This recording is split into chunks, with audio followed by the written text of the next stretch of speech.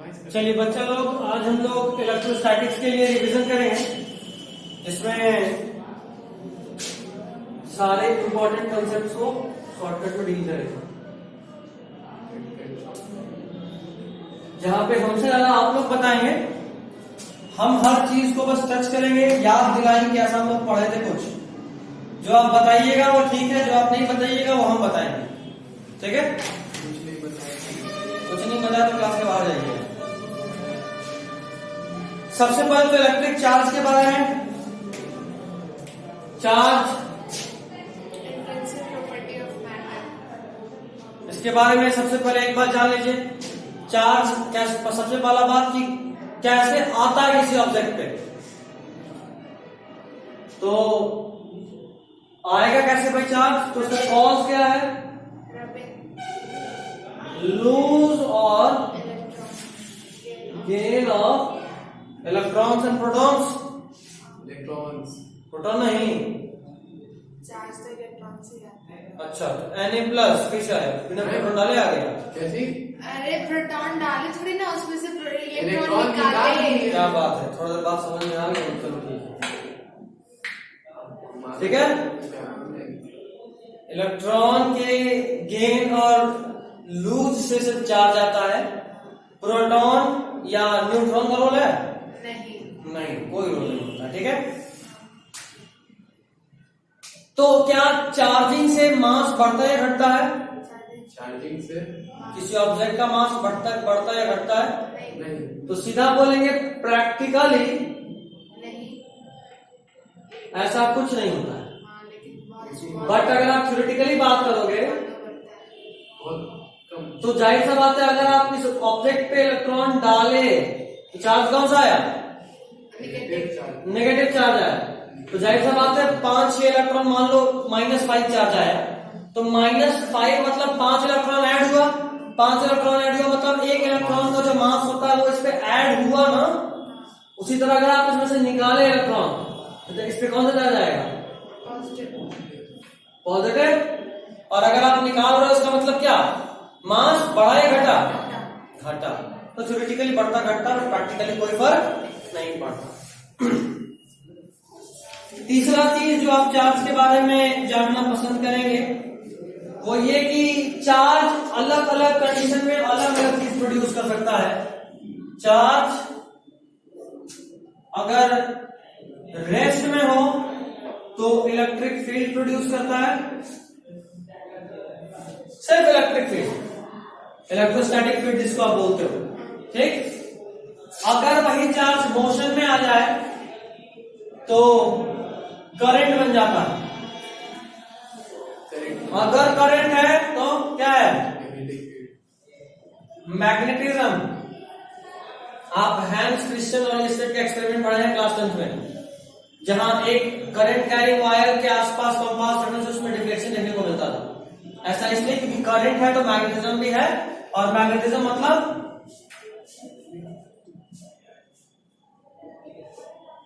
Magnetic field. कोई issue? Charge rest में है, इलेक्ट्रोस्टैटिक फोर्स या इलेक्ट्रिक फील्ड मोशन में है, और खास बात यह है कि ये कांस्टेंट वेलोसिटी, वेलोसिटी कैसा? कांस्टेंट।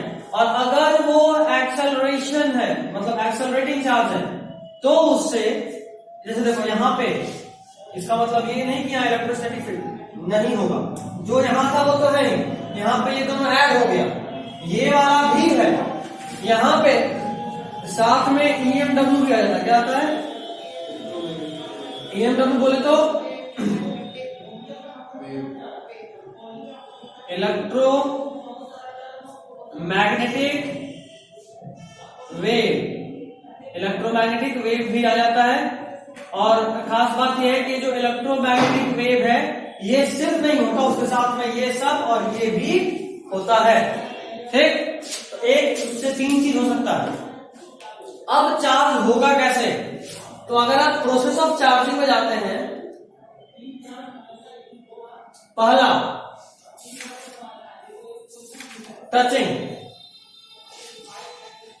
टचिंग बोले तो ये किसमें काम आएगा, कंडक्टर में या इंसुलेटर में?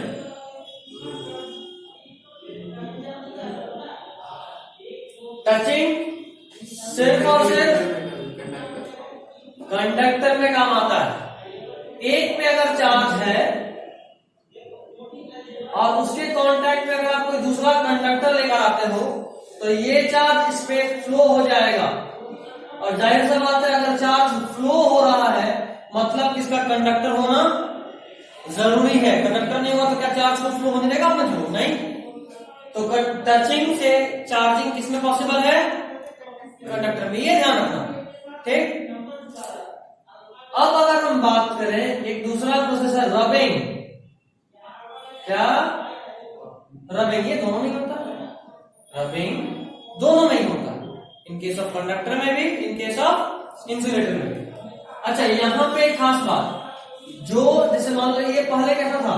न्यूट्रल, अनचार्ज या न्यूट्रल, और बाद में सटाने के बाद इसमें चार्ज आ गया। खास बात यह है कि यहाँ पे जो चार्ज आता है वो सेम नेचर का होता है। ये पॉजिटिव तो ये भी पॉजिटिव, ये नेगेटिव तो ये भी नेगेटिव, ठीक है। और इसी का कुछ चार्ज यहाँ फ्लो किया है, मतलब इस पे जो पहले न्यूट्रल था इस पे चार्ज बढ़ेगा और इसमें जो चार्ज था वो, समझ में आ रहा है? अगर हम रबिंग में बात करें तो ये कोई ऑब्जेक्ट है न्यूट्रल, क्या नहीं, वो पोटेंशियल पे डिपेंड करता है, पोटेंशियल पे। आगे धीरे धीरे सोचते चलेंगे, ठीक है। अभी रबिंग में देखो, ये कोई न्यूट्रल बॉडी है, ये कोई दूसरा न्यूट्रल बॉडी है। जब आप इन दोनों को रब करोगे तो रब करते वक्त क्या होगा कि इसका कुछ इलेक्ट्रॉन इस पे चला गया, तो अगर इसका इलेक्ट्रॉन इस पे गया तो ये क्या हो गया? Negatively charge. और इसमें से इलेक्ट्रॉन निकला है तो ये क्या होगा? अच्छा, यहां पे चार्ज का मैग्नीट्यूड बराबर नहीं होगा। मतलब मान लो अगर इसके पास से 10 कूलम चार्ज है तो उसने नहीं कि दोनों सटा देने पे 5-5 कूलम हो जाएगा। नो, वो डिपेंड करेगा बाबू कि उस दोनों का रेडियस कितना है। अगर सिमिलर ऑब्जेक्ट है तो चार्ज हाफ हाफ डिवाइड होगा, क्योंकि सिमिलर है मतलब पोटेंशियल दोनों का सेम, ठीक। चार्ज का डिवीजन पोटेंशियल पे डिपेंड करता है, चार्ज का डिवीजन पोटेंशियल पे डिपेंड करता है, ठीक। यहां आते हैं, जब आप इन दोनों को रब किए तो जितना इलेक्ट्रॉन इस पे गया उतना ही यहाँ पॉजिटिव चार्ज बढ़ा और उतना ही यहाँ नेगेटिव हो गया। मतलब यहाँ पे चार्ज का मैग्नीट्यूड क्या होता है? चार्ज का मैग्नीट्यूड क्या होता है? सेम। यहां पे चार्ज का जो नेचर होता है वो कैसा होता है? ठीक है, इश्यू है, कोई दिक्कत? 2 केस पढ़े। तीसरा केस जो आपको जानना है वो है बाय इंडक्शन। देखो, लिखने का टाइम नहीं दे रहे हैं, बट अगर मौका मिले और लगे कि ठीक ठाक समझ में आ रहा है रिविजन के लिए अच्छा, तो वीडियो देख के लिख लेना। अभी तो तुम सिर्फ समझो, ठीक। एक बार ओवरऑल रिविजन हो जाएगा, हर पॉइंट ही टच कर रहे, कुछ भी छोड़ नहीं रहे। तीसरा है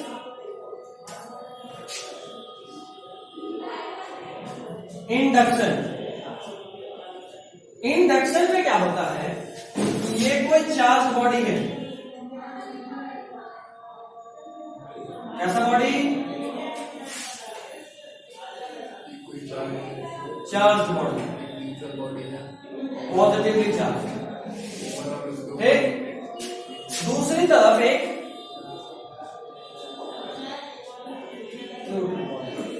ध्यान देने वाला बात यह है कि यहां पे इसका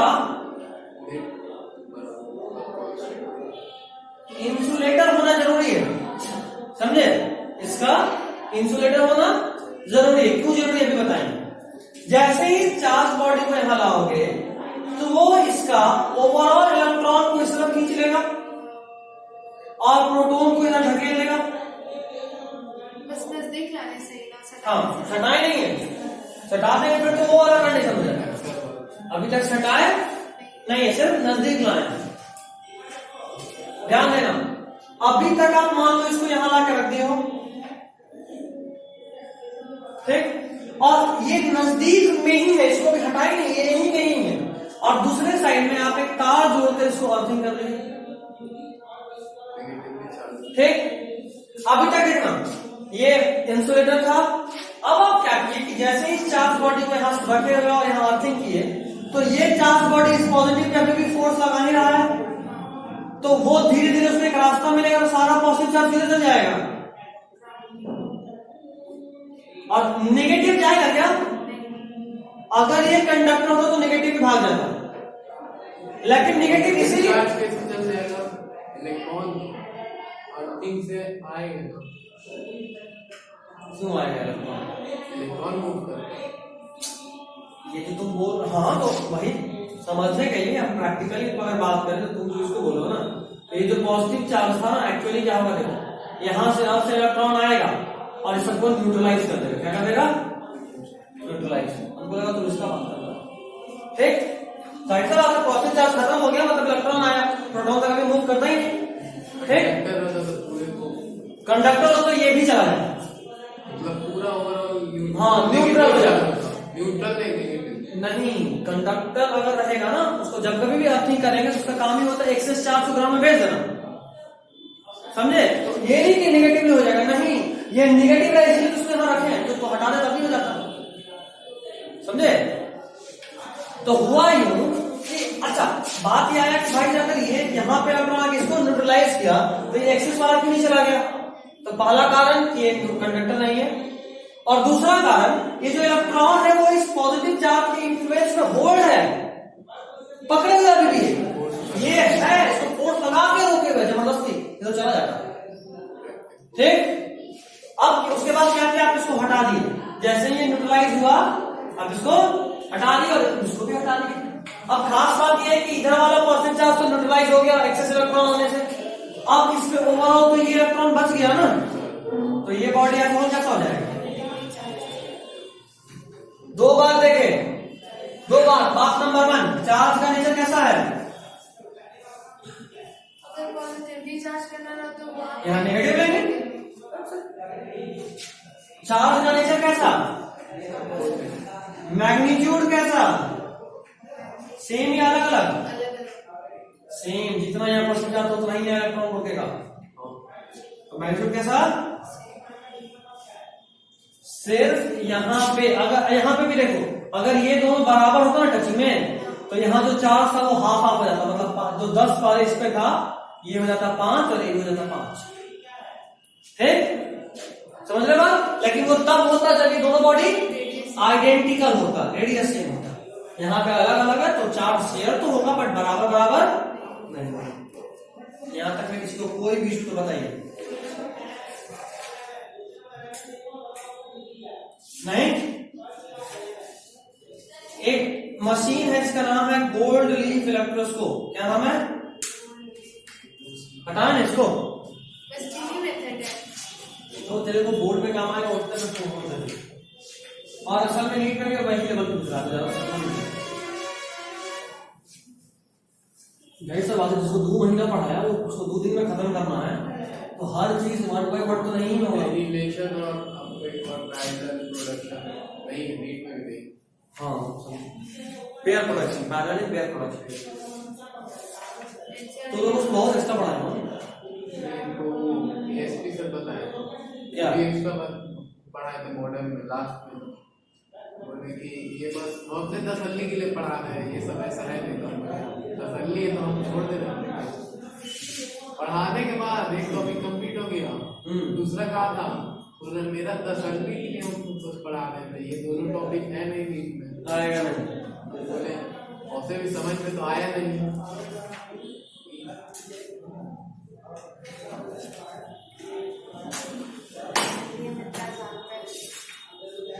नेक्स्ट है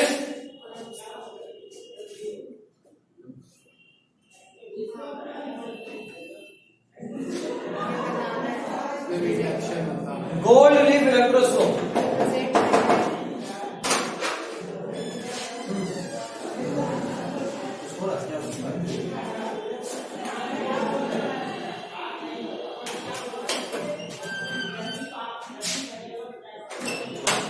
काम चल रहा है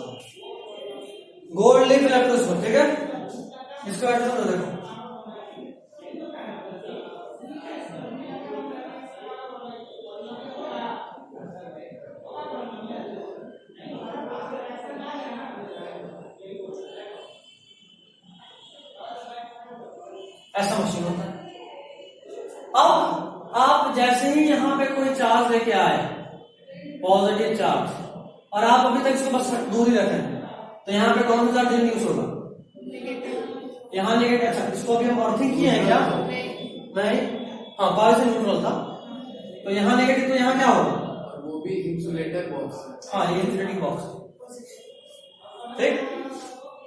इस पे भी पॉजिटिव, इस पे भी पॉजिटिव, ये रिपेल होगा, तो ये जो लीफ है वो डायलेट होगा, मतलब फैलेगा ना, फोर्स लग रहा है यहाँ पे, फोर्स इधर, फोर्स फैलेगा।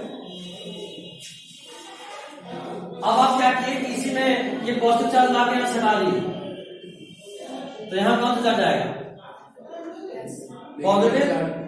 पॉजिटिव हटाए हैं तो पॉजिटिव होगा, और इलेक्ट्रॉन वहां पे चला जाएगा और उधर का पॉजिटिव चार्ज कम हो जाएगा। हाँ, इधर का चार्ज कम होगा। मतलब हम जो सोचते हैं कि इसका पॉजिटिव यहाँ आया, एक्चुअली नहीं होता, इसका इलेक्ट्रॉन वहां जाता है, इसको कम करता है। वो के कमी से पॉजिटिव। हाँ, एक बार समझ लिया आप, नॉर्मल है तो समझ, पॉजिटिव आया, पॉजिटिव आया, और अभी ये क्या होगा? डायलेट ही होगा। अच्छा, अभी हम बोल रहे हैं कि उसके बाद इसको हटा दीजिए, ये कैसा है ओवरऑल? Positive charge. और यहां पे क्या किए हम लोग?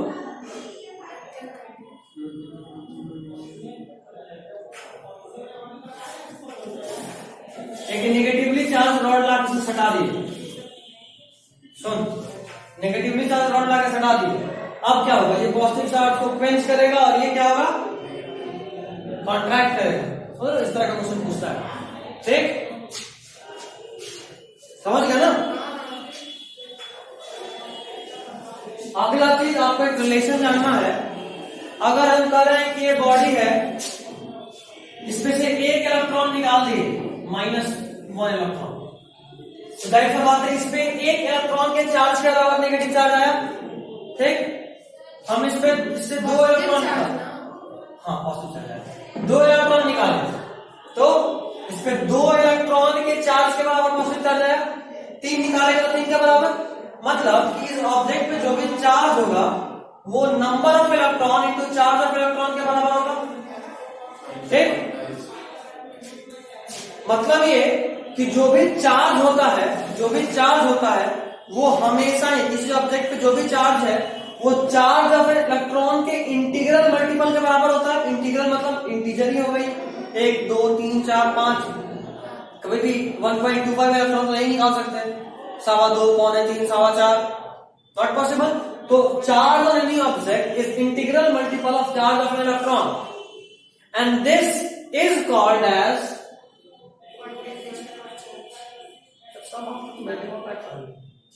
आगे पढ़ते हैं इसी। नहीं, बस ये तुक्का लगाए थे। अच्छा ऐसा, तो ठीक, समझे? अच्छा ठीक है, ठीक है, नहीं आता था। कोई बात नहीं, मेरे संगति में सब सीख जाओ। इसको क्या बोलते हैं? Quantization of charge. इसमें एक न्यूमेरिकल पूछता भाई कि 1 कूलम चार्ज के लिए कितना इलेक्ट्रॉन निकालना हो, इसको याद है आंसर? बोलो। हाँ, 1 कूलम चार्ज के लिए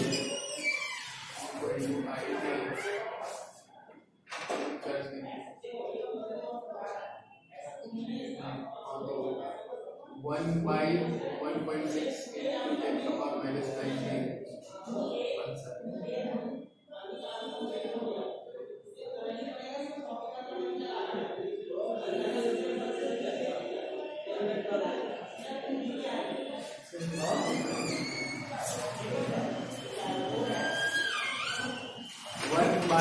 1/1.6 into 10 to the power -19। कितना? 1/1. क्या बोल रहा है? हम क्या क्वेश्चन पूछे? n का वैल्यू पूछ रहे हैं। 1 कूलम चार्ज के लिए, हाँ, तो इसको 1 1 कर दीजिए उसको, इसको 1 करो। और नीचे इलेक्ट्रॉन बाई इलेक्ट्रॉन। अच्छा, वो ऐसे बता दो, ओवरऑल वैल्यू दे। सॉल्व कर दीजिए आप। अच्छा, हम सॉल्व करें। 6.24 into 10 to the power 18 electron, बार बोलते इसको याद रखना। 6.24 या 25 रखो, 6.25 into 10 to the power, इतना इलेक्ट्रॉन निकालोगे तो किसी ऑब्जेक्ट में कितना चार्ज आएगा? 1 कूलम, ठीक है।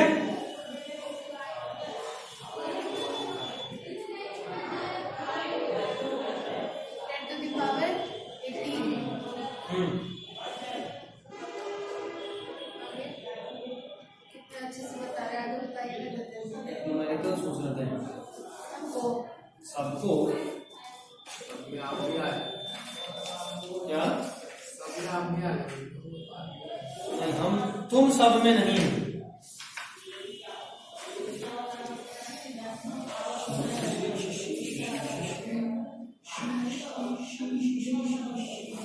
भैया आपका बड़ा वाला लेक्चर देखने का जरूरत नहीं है तो क्या बड़ा वाला लेक्चर देखने का जरूरत नहीं है तो हाँ? काम कर रहे हैं। ऑलमोस्ट सारा काम हो गया। कितने अच्छे हैं भैया आई नो सबकी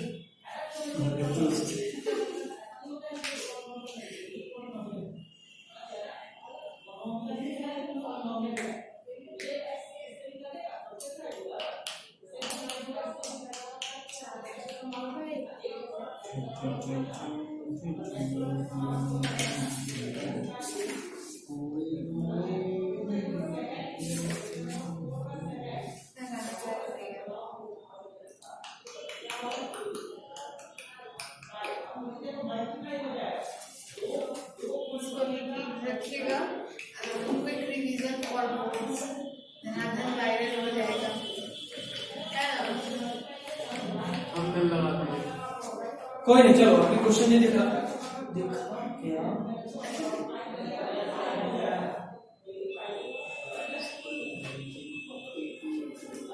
ना, इस पे नहीं दिखा। वो वाले में था, बहुत अच्छा क्वेश्चन था। अब व्हाट्सएप कर दीजिए आप बना के अभी send क्वेश्चन हम मेरे को भेजते हैं अभी क्या अभी मानो के ग्रुप में मतलब डाले होंगे। करेंगे। आकाश कहाँ से लाए क्वेश्चन जी आकाश का क्वेश्चन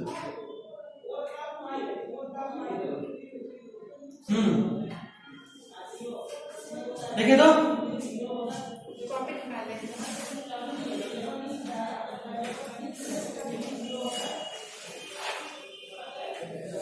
अरे बोलिए दो चार्ज है, एक इधर और एक इधर। एक है ए और दूसरा है बी। पॉइंट का नाम है, एक प्लस क्यू दूसरा माइनस क्यू। ठीक है, लिखिए force between A and B.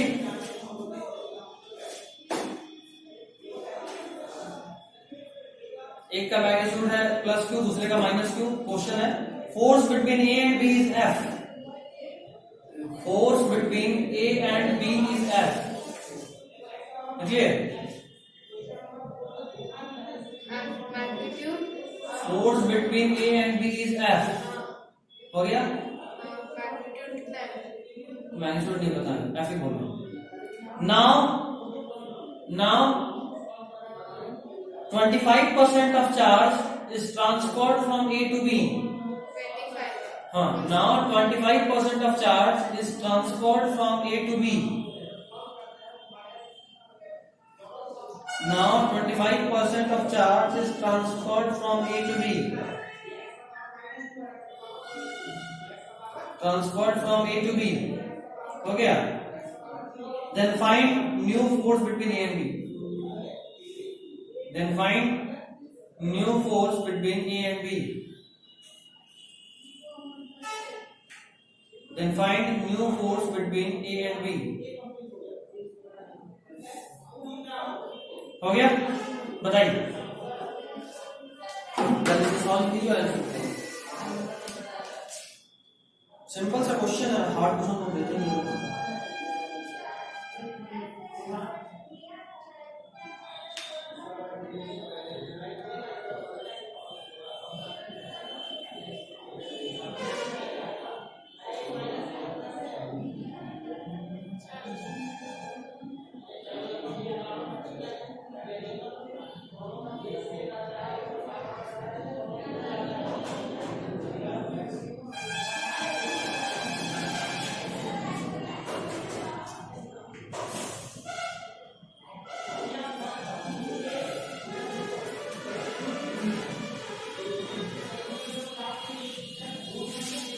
Answer क्या होगा भैया पहले सॉल्व कीजिए।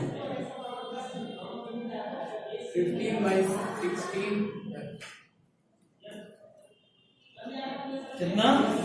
15/16 है। दोनों चलो।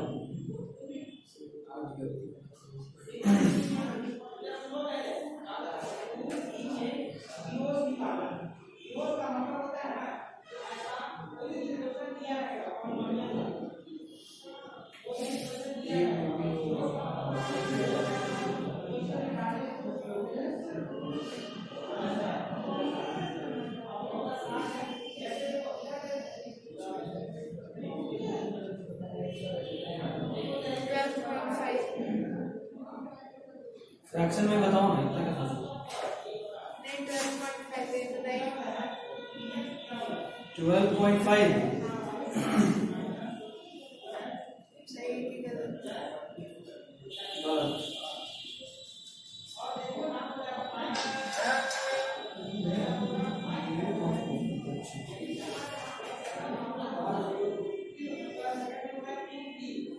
बना के बताइए तो भैया बनाइए ना 3/4 है। कितना? फिर गलत। हंस रहे हैं बहुत फास्ट है जो तुम्हारे बक्से में है।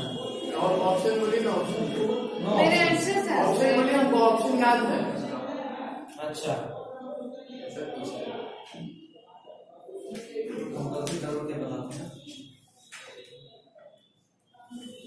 मैं बताइए ना आप जल्दी इससे भी टाइम नहीं 3 है by 16, हाँ 9 by 16, 5 by 24 और all of these। Second 3 by 16 है, 9 by 16 है, 5 by 24 है और all of these। 9/16। क्या बात है। सही है आंसर तो सही है, याद तो था इसका। अरे हमको गलती से बताए ना, मैं 12 लिख दिए थे इसीलिए 3 बार बोला था। क्या? 12 लिख लिए थे, 3 into 3 9 लिखना था, 12 लिख दिए।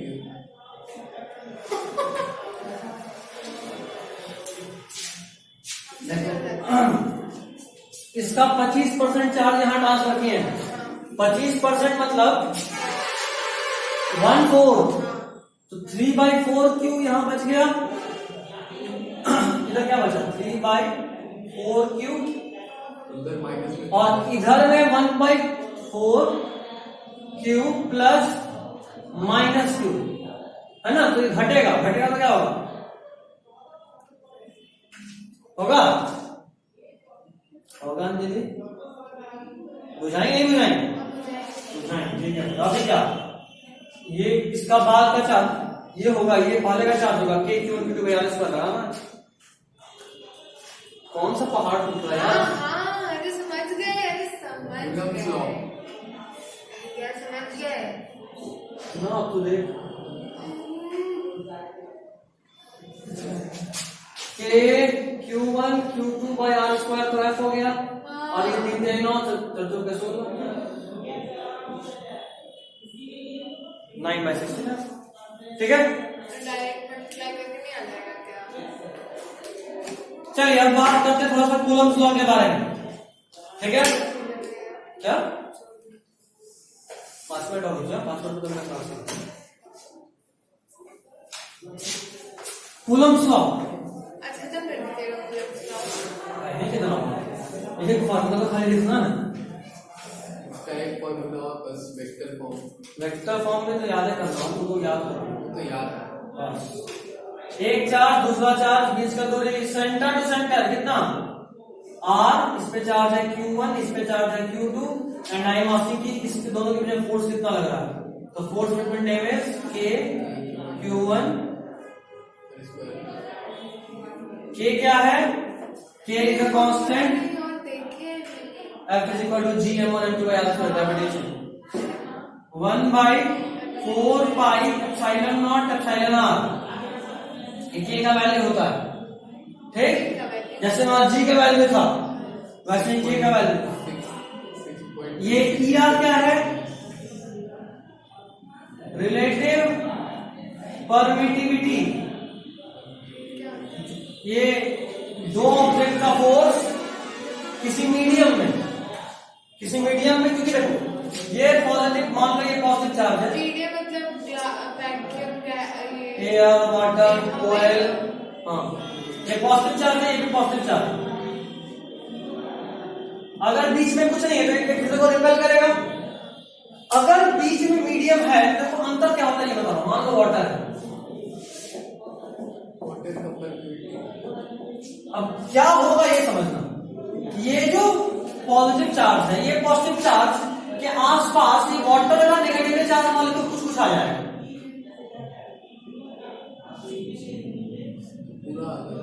समझ रहे हो, वाटर में भी तो आयंस है, तो क्या होगा, नेट पॉजिटिव चार्ज को घटा दिया, यहां भी नेट पॉजिटिव चार्ज को घटा दिया, तो पहले जितना रिपल्सन हो रहा था अब तो उससे कम होगा, मतलब रिलेटिव फोर्स तो घट गया। तो मीडियम से यही फर्क पड़ता है। एयर में सबसे ज्यादा। हाँ, तो अगर मीडियम नहीं है, मतलब या तो एयर हो या वैक्यूम हो,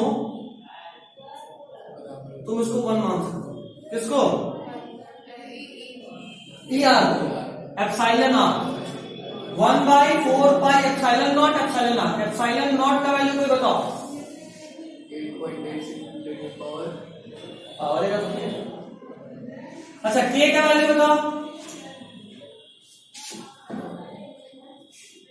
क्या बात है, सन्नाटा, पूरा पूरा सन्नाटा। 9 × 10⁹ हाँ, 9 × 10⁹ यूनिट। बता दो, यही इंपॉर्टेंट है, K का यूनिट ज्यादा इंपॉर्टेंट है। वापस बोलो। Metre square. हाँ बिल्कुल, ये देखो K का वैल्यू होता है 9 × 10⁹। इतना लंबा चौड़ा इसका वैल्यू ही होता है। सिंपल तो है, 9 × 10⁹। यूनिट इंपॉर्टेंट है। K का यूनिट होता है न्यूटन मीटर स्क्वायर पर कूलम स्क्वायर। ये यूनिट कई बार पूछते हुए हम देखें बोर्ड में, ठीक है, ठीक है। हाँ वही है। और ER का वैल्यू होता है 8.85 × 10⁻12 कूलम स्क्वायर। E0 का वैल्यू, हाँ सॉरी, E0 का वैल्यू क्या होता है? 8.85 और इसका यूनिट होता है कूलम स्क्वायर पर न्यूटन मीटर स्क्वायर, ठीक है। टाइप से बात है, K और ये एग्जैक्टली ऑपोजिट है। अच्छा भैया, ये पूछ रहे थे कि हम लोग के एग्जाम में वो भी आएगा, उसको क्या कहते थे, 11th क्लास के स्टार्टिंग में बनाए थे,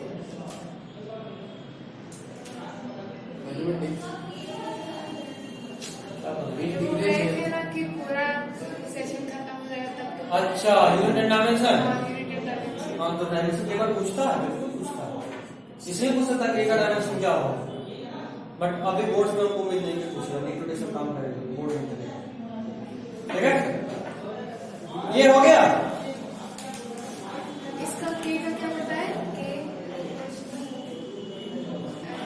यूनिट। अच्छा, K का फॉर्मूला अगर मैं पूछे कि K होता है क्या, तो सीधा बोलोगे वैक्यूम के लिए 1 बोले, वाटर और उसका वाला हो K is force in vacuum by force in medium होता है, मतलब रिलेटिव फोर्स। इसको रिलेटिव कांस्टेंट बोल सकते हो, फोर्स इन मीडियम। अब परसेंट से बायो के लिए नहीं आना है, क्या बायो के लिए नहीं आना परसेंट से। एक मिनट, K नहीं है तो दिया है ना, relative permittivity. Relative permittivity, force in medium, force in vacuum and force in medium. परसों नहीं, एक क्लास बाद बोले भुलाएंगे मॉलिक्यूलर, उसके बाद छोड़।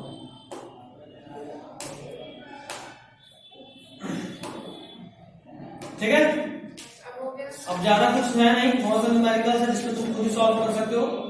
एलन का न्यूमेरिकल। अच्छा, इसका इसी फोर्स का एक फॉर्मूला वेक्टर फॉर्म में, वेक्टर फॉर्म में, बस उसको याद कर, जैसे ग्रेविटेशन में वेक्टर फॉर्म में था, बस याद कर देना, कुछ नहीं, बस याद कर देना। क्या कोर्स में